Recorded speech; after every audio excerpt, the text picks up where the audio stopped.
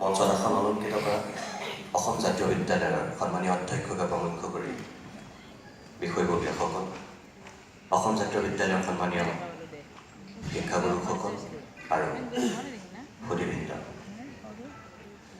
ভূপেন হাজৰিকাই যিখন মঞ্চত সাংস্কৃতিক অনুষ্ঠান পৰিৱেশন কৰে, সেই সাংস্কৃতিক অনুষ্ঠান চোৱাৰ পিছত কোনোবা গৰৈ পিপৰীয়া গাঁৱৰ গকুল হাজৰিকাৰ গীত শুনিবৰ কাৰণে কোনো মানুহেও আকৰ্ষণ অনুভৱ নকৰে।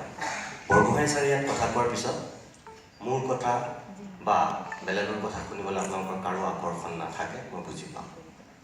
তথাপিও মোক অনুৰোধ কৰিছে কাৰণে মই ইয়ালৈ আহিছোঁ। কথা ক'বলৈ অহা নাছিল, মই সভাখনত উপস্থিত থাকিবৰ কাৰণে আহিছিলোঁ এজন সভাপতি হিচাপে, আৰু বৰগোহাঁই ছাৰৰ বক্তৃতা শুনিবৰ কাৰণে আহিছিলোঁ। সঁচা কথাটো কৈ দিছোঁ।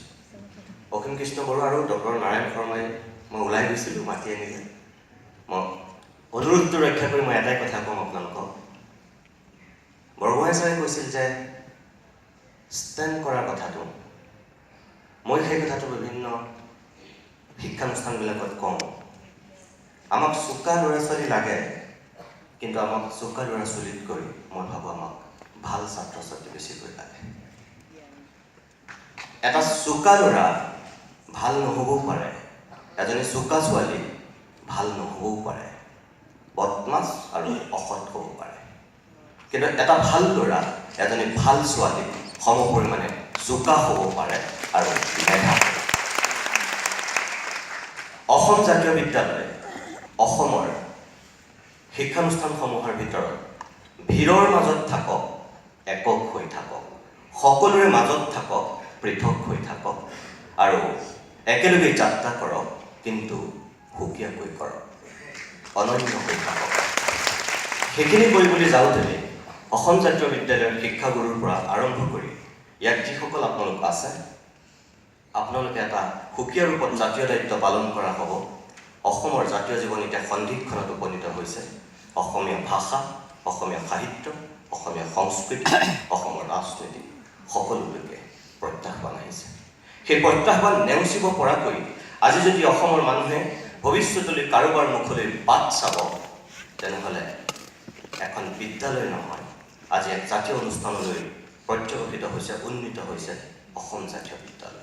এই অসম জাতীয় বিদ্যালয়লৈ মুখ মেলি চাব। মই আকৌ কৈছোঁ আপোনালোকক, অসমৰ যিকেইটা জাতীয় অনুষ্ঠান আছে, সেই জাতীয় অনুষ্ঠানবিলাকত ঘূণে ধৰিছে। কি অসম সাহিত্য সভা, কি শ্ৰীমন্ত শংকৰদেৱ সংঘ, কি অসম সত্ৰ মহাসভা, যিয়ে নকওক কিয় আপোনালোকে, সকলোতে ক'ৰবাত নহয় ক'ৰবাত ঘূণে ধৰিছে। অন্ততঃ অসম জাতীয় বিদ্যালয়ে আশাৰ ৰেঙনি এটা দেখুৱাইছে। ক'ৰবাত নহয় ক'ৰবাত কোনোবাই আস্থা পোষণ কৰিছে, বিশ্বাসটো অটুট ৰাখিছে। সেই বিশ্বাস যিকোনো মূল্যৰ বিনিময়ত আপোনালোকে ধৰি ৰাখিব। মোৰ সেইটোৱে আপোনালোকৰ আহ্বান। মই আকৌ কৈছোঁ, আপোনালোকৰ বিদ্যালয়বিলাকে ষ্টেণ্ড নকৰিব পাৰে, কিন্তু যেতিয়া ভাল মানুহ সৃষ্টি কৰিব, তেতিয়াহ'লে সেই অঞ্চলবিলাকত এনেও আপোনালোক অনন্য, একক, পৃথক আৰু অদ্বিতীয় হৈ জিলিকি থাকিবই। তাত কোনো প্ৰশ্নমূলক নহয়। ভাল মানুহ যেতিয়া সৃষ্টি কৰিব, আজি বৰগোহাঁই ছাৰ আছে বা উদ্যোক্তাসকল আছে, এখেতসকলৰ গাত আপোনালোকে যিখিনি বিচাৰি পায়, যিখিনি গুণ অনবৰতে লাগি থাকে, সেই গুণখিনি আপোনালোকে আনক দিয়াব লাগিব, আনৰ গাত সৃষ্টি কৰাব লাগিব। কি সেই গুণখিনি আপোনালোকে কি বিচাৰি পায় মই নাজানো। এজন ভাল মানুহৰ গাত আন দুটা ভৰে আৰম্ভ হোৱা শব্দই মই বিচাৰি পাওঁ। বৰগোহাঁই ছাৰক যদি আপোনালোকে প্ৰতিমূৰ্তি হিচাপে সন্মুখত থিয় কৰাই লয়, ছাৰৰ গাত আপোনালোকে কি বিচাৰি পায় মই নাজানো।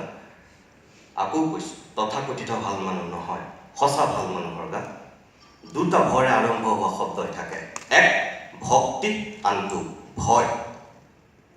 মানুহজনক দেখাৰ লগে লগে ভক্তি জাগে, স্বতঃস্ফূৰ্তভাৱে মূৰটো দুখ খাই যায়, আৰু সেই ভক্তিৰ পৰা আপুনি সেই মানুহজনৰ গাত আন এটা ভয় বিচাৰি পায়, সেইটোৱে হৈছে ভয়। ক'ৰবাত ভয় লাগে, তেওঁ ব্যক্তিত্বত, তেওঁ পাণ্ডিত্যত, তেওঁ জীৱন শৈলীত। এই ভাল মানুহৰ গাত এই দুটা ভয়ে থাকিব লাগে, কিন্তু আমাৰ সমাজত এতিয়া সেই দুটা ভৰ ঠাই আন দুটা ভ আমি দেখিবলৈ পাওঁ। সেইবিলাক তথাকথিত ভাল মানুহ। কি দেখিবলৈ পায়?